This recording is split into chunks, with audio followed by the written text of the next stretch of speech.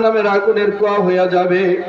এই চিন্তা চেতনা নিয়ে যখন বয়ানে বসবে, বয়ানে বসার সঙ্গে সঙ্গে দেখবেন চোখ থেকে টপ টপ টপ টপ করে পানি বের হতে থাকবে, গাল বায়া বায়া পানিগুলা পড়তে থাকবে।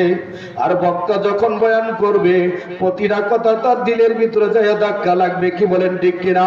যখন দিলের ভিতরে ধাক্কা লাগবে তখন তার মধ্যে মাওলার সাথে সম্পর্ক শুরু হয়ে যাবে, বলেন সুবহানাল্লাহ। যখন মাওলার সাথে সম্পর্কের মাধ্যমে বক্তার জবান থেকে বয়ান শুনতে থাকবে, তখন মনে মনে বলতে থাকবে, আহারে মাওলা, জীবনে কতই না অন্যায় করছি, কতই না অপরাধ করছি, জীবনে কত গুনাহ কাম করলাম, কত অন্যায় করলাম, কত অপরাধ করলাম।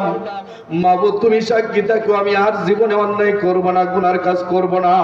মাওলা, আমি এই মাহফিল থেকে আজকে তওবা করতেছি, আমি একটা গুনার কাম আর করব না। মাওলা তুমি আমাকে মাফ করিয়া দাও। বান্দা যখন চোখের পানি ছেড়ে দিয়া আল্লাহর কাছে দিলটাকে মুতাওয়াজ্জি করিয়া, দিলটাকে সুপর্দ করিয়া চোখের পানি ছাড়িয়া দিয়ে আল্লাহকে বলে আল্লাহ বলে ডাক দেয়, আল্লাহর আরশটা থরথর করে কাঁপতে শুরু করিয়া দেয়। আমার আল্লাহ ডাক দিয়া বলে, ফেরেশতাদেরকে ডাক দিয়া বলে, ও ফেরেশতারা দেখো, তোমরা আমার এই বান্দাদেরকে বানাইতে না করছিলা, তোমরা বনি আদম বানাইতে না করছিলা, এই মানুষগুলি বানাইতে না করছিলা, আর আমি বানাইছিলাম। আজকে দেখো আমার বয়ে, আমার জাহান্নামের বয়ে এই বান্দা এই মাহফিলের মধ্যে বসিয়া চোখ দিয়ে টপ টপ করে পানি সারিয়া দিছে, আমি মাওলাকে ডাক দিছে।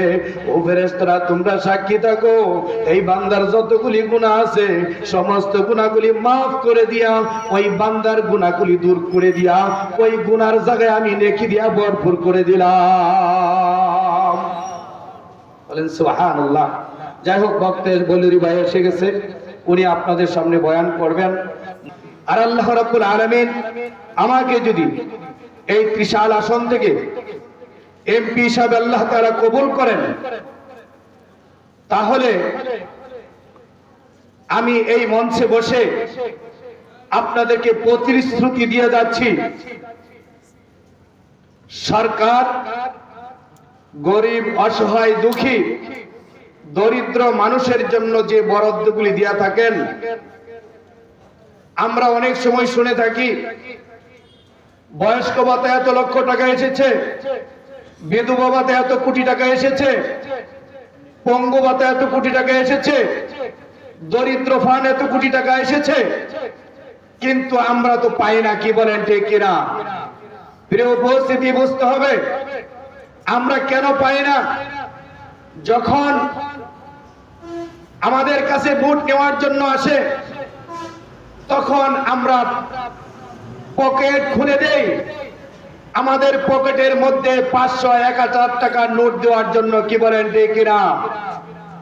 যখন কোন প্রার্থী এসে আমাকে 500, 1000 টাকার নোট পকেটে ঢুকিয়ে দিয়েছে, 2 কোটি, 3 কোটি, 5 কোটি, 10 কোটি টাকা খরচ করেছে, তখন আমার আপনার অধিকার, আমার আপনার হক, গরিব মিসকিন অসহায় মানুষের হক লুণ্ঠন করে খেয়ে তার পকেট ভারী করেছে, কি বলেন ঠিক কিনা?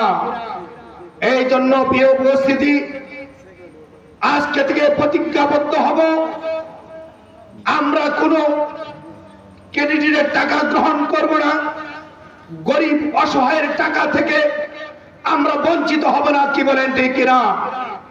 প্রিয় উপস্থিতি, আমাদের সমাজে গরিব অসহায় মানুষের টাকা লুণ্ঠন করে খাওয়া মানে কি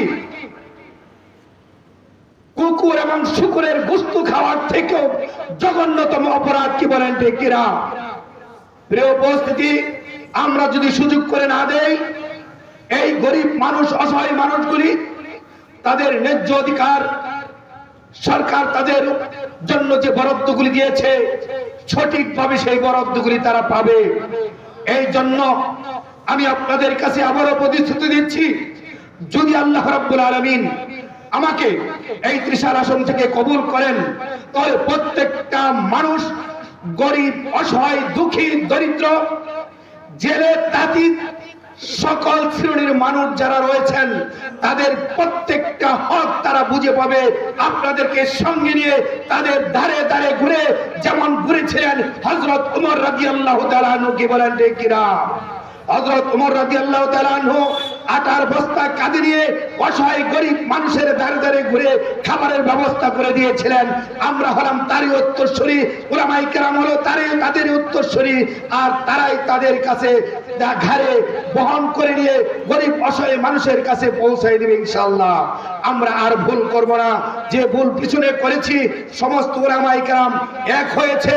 এখন যদি আমরা সজাগ না হই, এখনো যদি আমরা ভুল করি, বাকি জিন্দেগিতে এই ভুল আর সংশোধন করা কোনোদিন সম্ভব হবে না। তাই আমি আপনাদেরকে উদারত আহ্বান করব, আসুন আমরা সকলে ঐক্যবদ্ধভাবে ইসলামী সরকার এবার আমরা দেখতে চাই ইসলামী সরকার কি বলেন ঠিক কিনা? আমরা বহু সরকার দেখেছি, বহু শাসন দেখেছি, এবার আমরা ইসলামী সরকার দেখতে চাই। আপনারা কি দেখতে চান? কি বলেন, দেখতে চান নাকি? এই জন্য আসুন আমরা সকলে, দেখলামই তো পিছনে অনেক কিছু দেখেছি, অনেক সরকার দেখেছি, একটাবার আপনাদেরকে অনুরোধ করে বলি, একটাবার ইসলামী সরকার আপনারা দেখেন, বানিয়ে দেখেন। যদি ব্যর্থ হয়ে যায়, পরীক্ষায় যদি ফেল করে বসে, জিন্দেগিতে উলামায়ে কেরাম আপনাদের দ্বারে ভোট চাওয়ার জন্য আসবে না ইনশাআল্লাহ।